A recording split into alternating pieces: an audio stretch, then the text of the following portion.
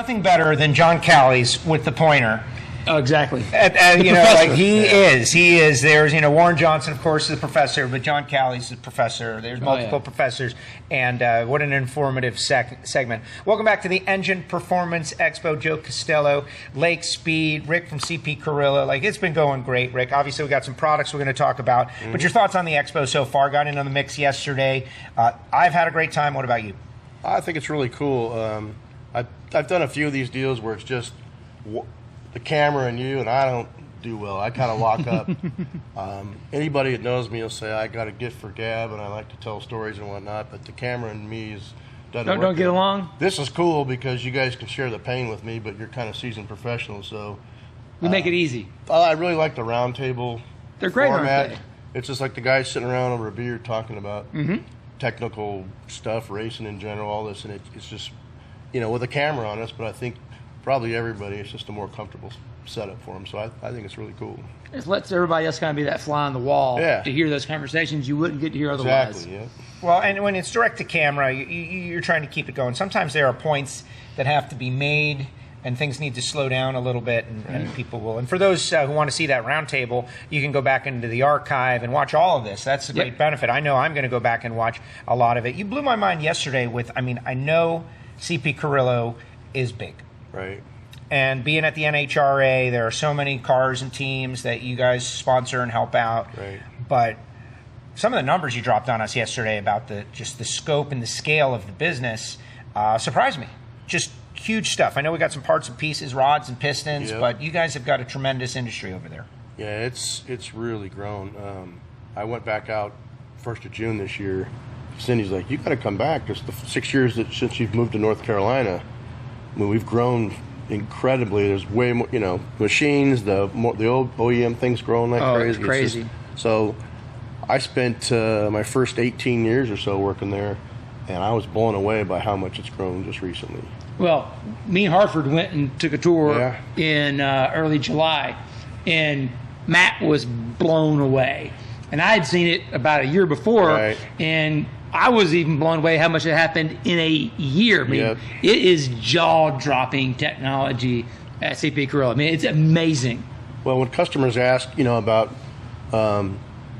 longer delivery dates these days, you try to explain to them over the phone in numbers like I was talking about yesterday. Repeat those numbers, by the way, because they were playing in my head. That was mind-blowing. A high of 15,000 in 2016. So that's the constant number of pistons during the busiest time, 8 to 9 months.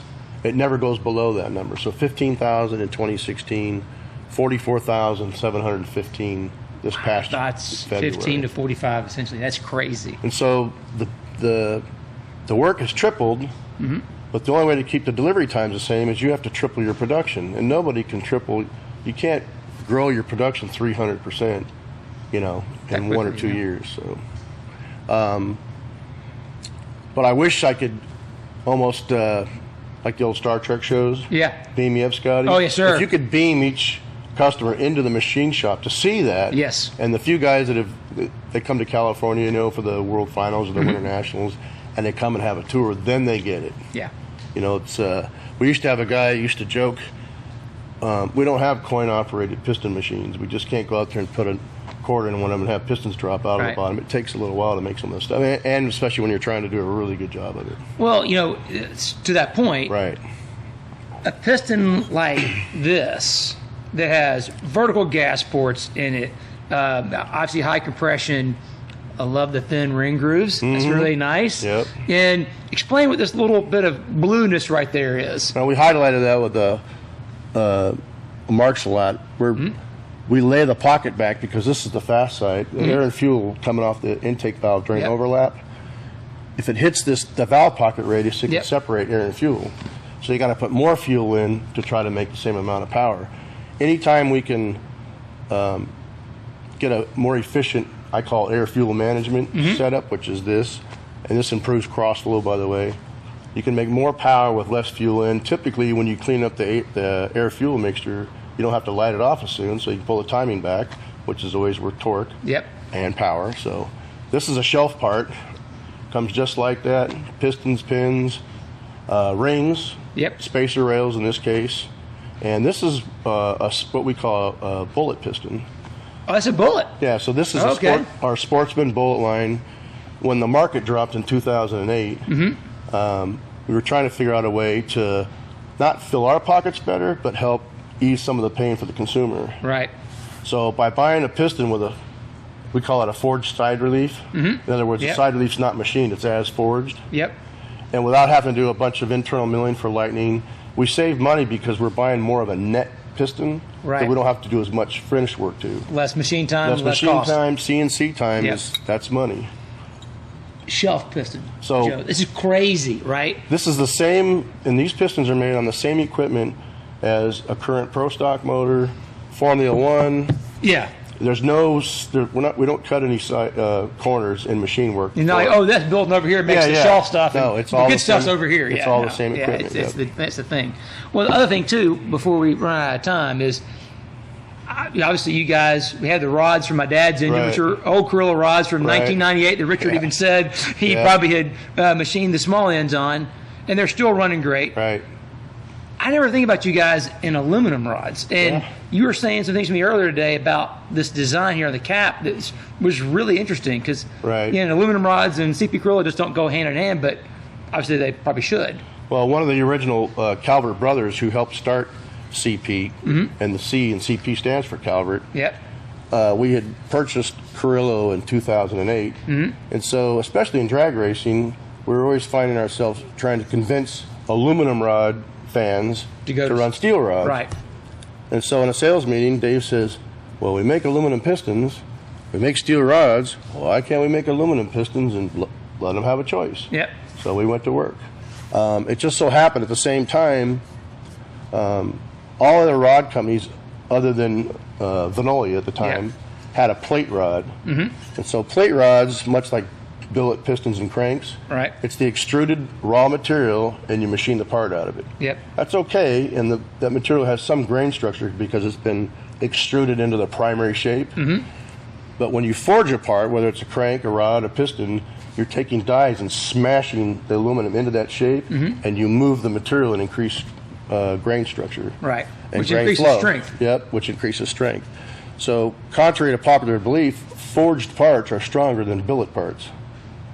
Billet parts are easier to make. Billet parts are easy to make for rapid development. They're more expensive for us because of CNC time and programming. Right. But the forged piston, once you've invested in the dies and got the forgings made at the forging foundry, it's cheaper for the customer on the end run because it's less CNC time because the part is already preformed. That's awesome. Amazing stuff. So let's try to jack up that number from 44,000 as much as we can. Tell people, how and where they can find out more. Obviously, guys got great customer service, and people want quality parts and pieces in their engines. We're hearing it over and over again.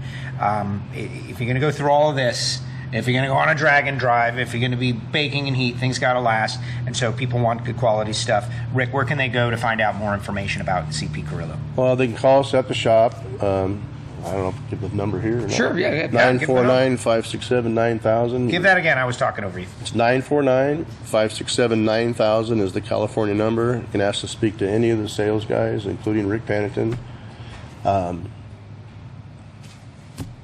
the best way to do it. You know what I love, Joe, about this? Yep.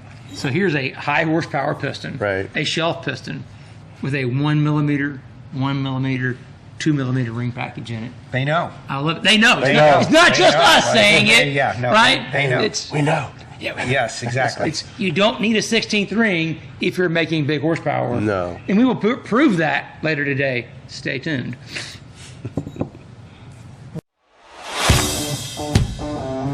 What a day, what a day, what a day. My brain is swollen. I've learned so much today.